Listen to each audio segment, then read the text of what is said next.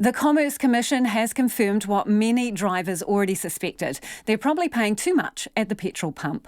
The competition watchdog says the big fuel companies' stranglehold over supply means at the retail end of the market, consumers are paying higher than expected prices for petrol and diesel. It's recommended a raft of changes to increase competition and lower prices at the pump, and the government's already indicated it's prepared to act. Our reporter Sarah Robson has the details. On the streets of Auckland, drivers agreed that a trip to the petrol station really hits the pocket. A rip-off, man. Total rip-off. Too high. Shockingly high. Too high.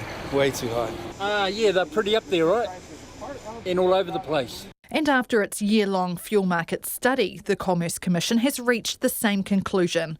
New Zealanders are probably paying too much for fuel. Fuel companies are earning rates of return that are higher than we would expect in a workably competitive market, where the forces of competition generally work to deliver lower prices for consumers.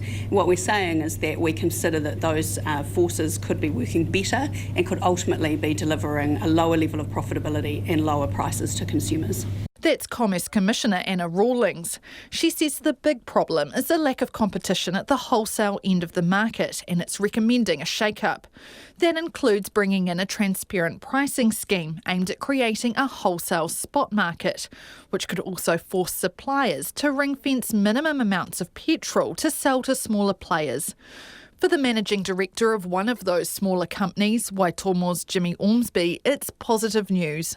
If Waitomo gets a more competitive wholesale fuel price, that'll be reflected in how competitive we are in the market, and we are quite keen to keep growing the business so that we'll be delivering more competitive fuel prices to Kiwis. But the Commerce Commission also found problems at the petrol pump. It says there's an increasing price difference between regular and premium petrol, which isn't explained by cost differences. It wants premium prices displayed on the boards outside petrol stations, something Mark Stockdale from the AA says they've been calling for years.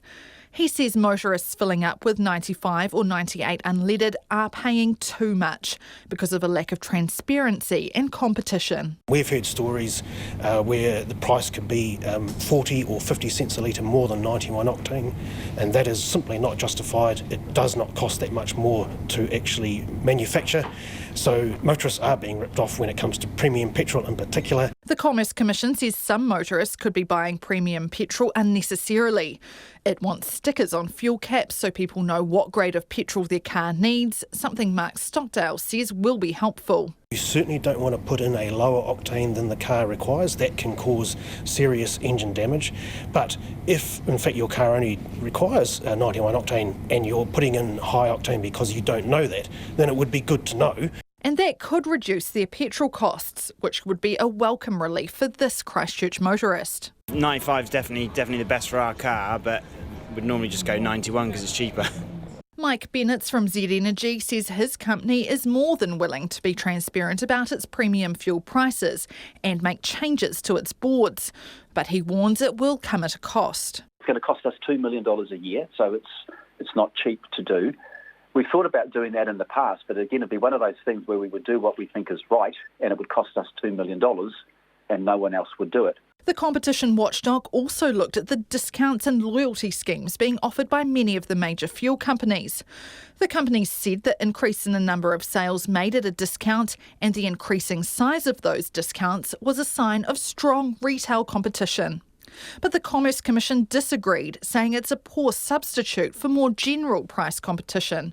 And this motorist backs that. Well, they're all pretty low amounts, aren't they? So even if you fill the car, you're getting something like the maximum of $4 bag. So in general, I don't think loyalty schemes are that good. You should just get the discount anyway. The government has already signalled it will look at making changes to try and break the stranglehold the big fuel players have on supply and encourage more competition. Mō te hōtaka o te ahi, ko Sarah Robson, aho.